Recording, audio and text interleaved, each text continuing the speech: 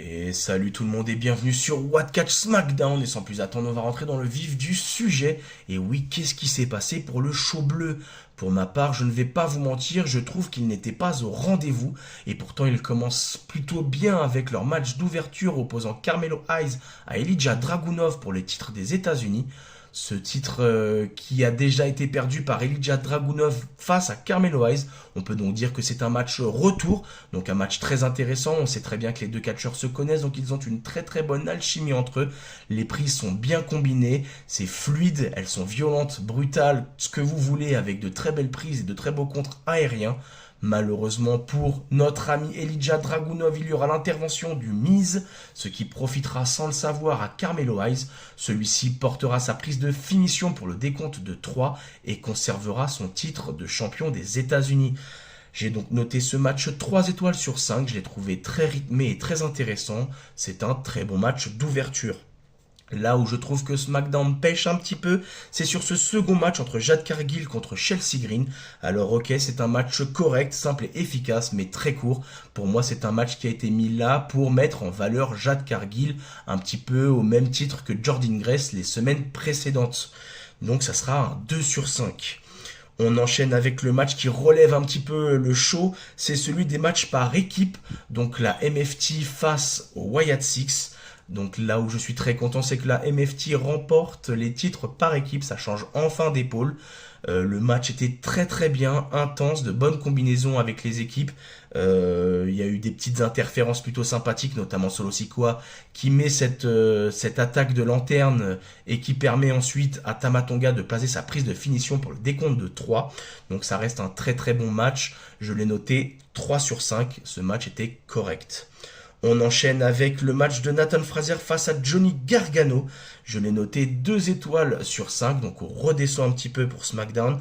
Après, j'ai peut-être été un peu dur, mais je trouve que la story qui tourne autour d'un masque n'est pas très intéressant.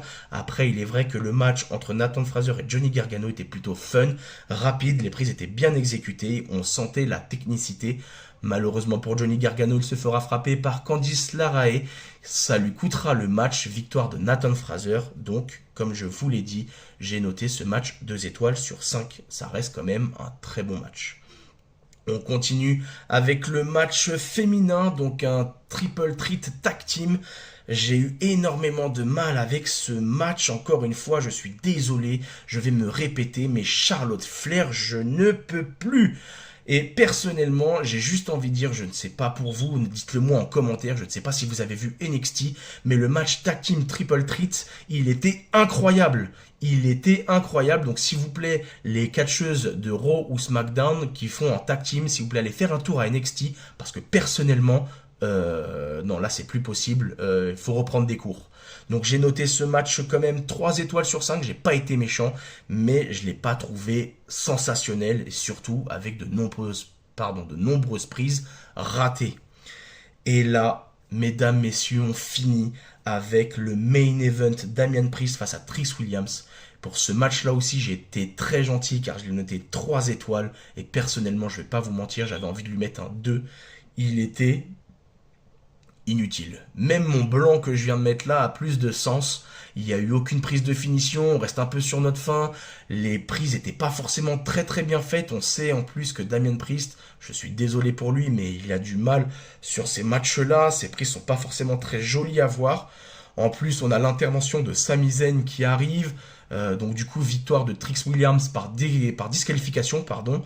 Non, ce match il était pas ouf pour un main event. Personnellement, j'aurais préféré avoir l'opener entre Carmelo Hayes et Elijah Dragunov comme main event, ou alors le match des MFT face au Wyatt Six.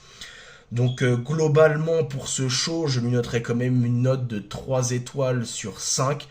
En globalité, le travail est quand même fait, même s'il y a énormément d'erreurs.